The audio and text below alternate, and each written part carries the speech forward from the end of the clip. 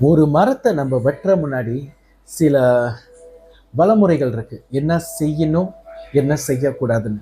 So அந்த video தான் இது. ஓகே, இப்போ நீங்கள் உங்கள் வீட்டில் உள்ள செடிகளை மரத்தை வெட்டுறீங்கன்னா அதில் எந்த பிரச்சனைகளும் வராது. ஓகே, அதே இப்போ நீங்கள் ஒரு காட்டில் உள்ள ஒரு மரத்தை வெட்டுறீங்களோ, அதே உங்கள் வீட்டு வெளியே இப்போ ஒரு ஒரு பெரிய நிலம் இருக்குது, ஸோ அந்த மாதிரி நிலங்களை உள்ள அந்த மரத்தை நீங்கள் வெட்ட போகிறீங்கன்னா அதுக்கு சில வழிமுறைகள் இருக்குது செய்ய வேண்டியது. ஓகே, நீங்கள் இப்போ ஒரு காட்டு பகுதியில் உள்ள ஒரு பெரிய பெரிய மரத்தை வெட்ட போகிறீங்க.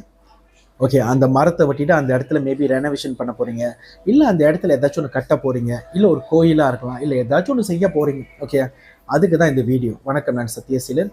ஓகே, நம்ம ஒரு மரத்தை, ஓகே, ஒரு மரத்தை காட்டு பகுதியில் போய் வெட்டுற முன்னாடி நீங்கள் கண்டிப்பாக ஒரு கோடாலி எடுத்துகிட்டு போகணும். ஓகே, ஸோ இந்த மரத்தை இப்போ நீங்கள் வெட்ட போகிறீங்களோ அந்த மரத்து மேலே நீங்கள் அந்த கோடாலியை குத்தி விட்டுருங்க. ஓகே, ஒரு 3 நாள் கழித்து நீங்கள் திருப்பி வந்து பாருங்கள், அந்த மரத்தில் உள்ள கோடாலி அப்படியே இருந்தாக்கா நீங்கள் அந்த மரத்தை தாராளமாக வெட்டலாம். ஓகே, அதில் எந்த பிரச்சனைகளும் வராது. அதே அந்த மரத்து மேலே வச்சு அந்த கோடாலி 3 நாள் கழித்து நீங்கள் போய் பார்க்கும்போது அந்த கோடாலியும் வெளியே வந்திருந்தா, அப்படி அந்த மரத்தில் ரத்தம் பகுதியில் ஏதாச்சும் இருந்தாக்கா அந்த மரத்துக்குள்ள அமாவாஸ்ய சக்திகள் இருக்கு. ஓகே, அப்போ அது என்ன சொல்ல வருதுன்னா, இது வெட்ட முடியாதுன்னு.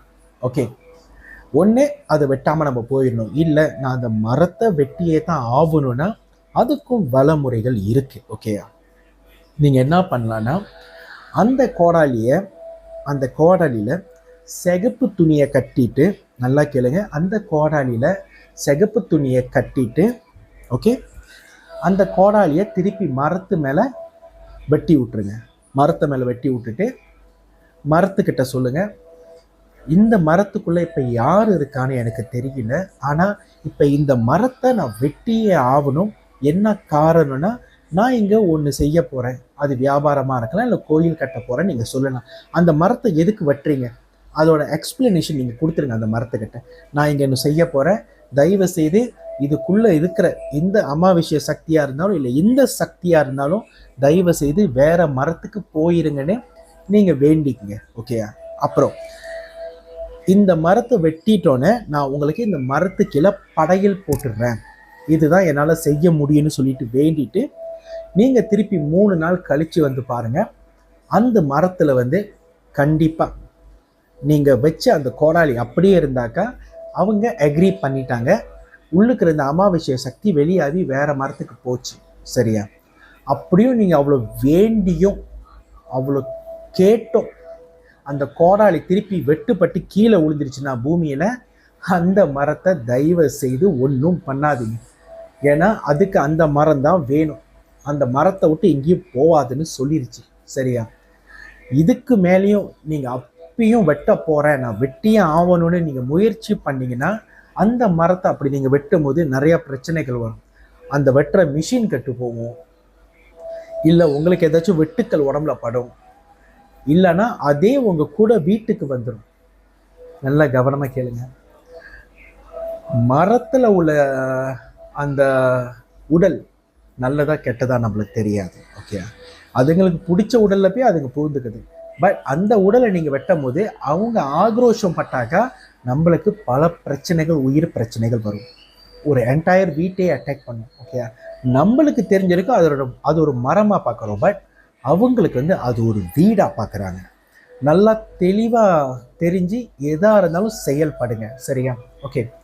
அடுத்தது, இப்போ அவங்க ஒத்துக்கிட்டு, இப்போ அந்த கோடாலி மரத்து மேலே இருந்துச்சு, இப்போ அவங்க ஒத்துக்கிட்டாங்க. சரியா, அப்போ நீங்கள் என்ன மாதிரி படையல் போடணும் அதையும் சொல்கிறேன். ஓகே, காட்டில் நீங்கள் மரத்தை வெட்டுறீங்கன்னா காட்டில் இருக்கிற ஜீவன்கள் என்ன சாப்பிடும்? மீட்டு தான் சாப்பிடும், நான்வெஜ்ஜு தான் சாப்பிடணும். அப்போ நீங்கள் எந்த மாதிரி படையல் போடலான்னா, கோழி, ஆடு எல்லாத்தையும் வெட்டி படையல் போடலாம். ஓகே, ரத்த சம்மந்தப்பட்டது படையல் போடலாம். கிளியரா? நீங்கள் கேட்பீங்க, இல்லையா அது ஏன் காட்டில் உள்ள ஜீவனுக்கு நம்ம ரெட்டை படையல் போடணும்னு கேட்பீங்க. இந்த காட்டில் உள்ள ஜீவனும் வெஜிடேரியன் சாப்பிடாது. சரியா, அப்படி அவங்க ஒத்துக்கிட்டு போயிட்டாங்கன்னா ஒரு மீட் வச்சு நல்லா படையல் போட்டு வேண்டிட்டு உங்கள் வேலையை ஆரம்பிங்க அதோட. சரியா, அப்படி அவங்க ஒத்துக்கலைன்னா அந்த மரத்தை விட்டுட்டு வேற மரத்தை பாருங்க, இல்லை வேற வேலையை பாருங்க. Okay, okay okay.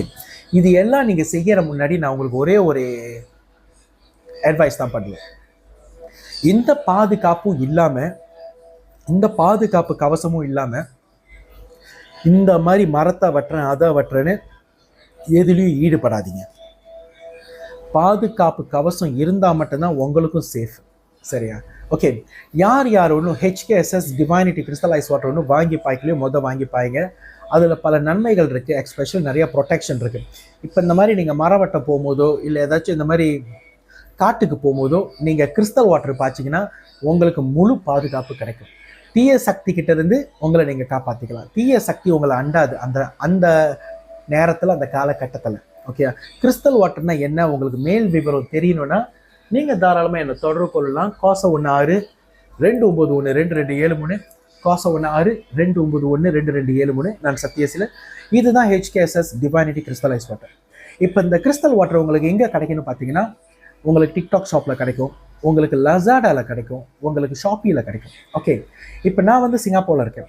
சிங்கப்பூருக்கு நீங்கள் எப்படி பார்சல் அனுப்ப முடியுமான்னு கேட்டிங்கன்னா, சிங்கப்பூருக்கு கண்டிப்பாக நம்ம பார்சல் அனுப்ப முடியும். ஏன்னா நம்மக்கிட்ட SGSDS சேஃப்டி டேட்டா ஷீட் இருக்குது. ஸோ நம்ம டைரெக்டாகவே நம்ம சிங்கப்பூருக்கு வந்து நம்ம போஸ்டேஜ்லாம் பண்ண முடியும்.